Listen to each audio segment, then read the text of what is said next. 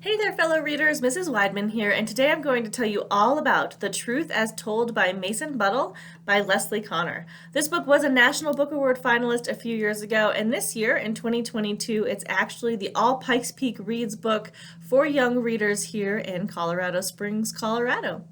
So this book is perfect for fans of Waiting for Normal, Out of My Mind, Freak the Mighty, books that are realistic fiction in nature but talk about real kids who are kind of going through some real problems and through some real troubling times. So the main character in this book is a boy, and his name is Mason Buttle. And Mason Buttle is just your average everyday seventh grader, but unfortunately he's also kind of known as like the sweatiest kid in the grade, right? So he has this kind of medical disease that makes him sweat a whole bunch and he can't control it. And unfortunately, Mason also can't really read or write because he is pretty severely dyslexic.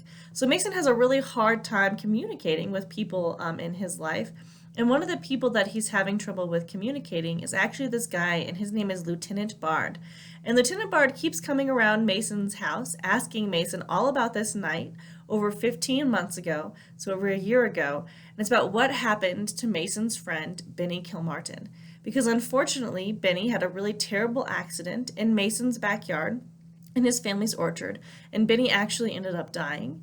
And for some reason, Lieutenant Bard just doesn't believe Mason whenever Mason tells him what actually happened that night and what happened to Benny there in that orchard.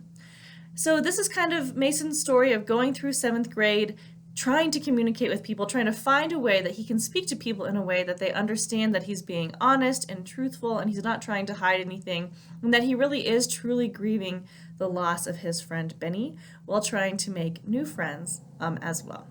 So if you like good, heartfelt stories, maybe a tearjerker or two, then I highly recommend The Truth as Told by Mason Buttle for you. See y'all online soon.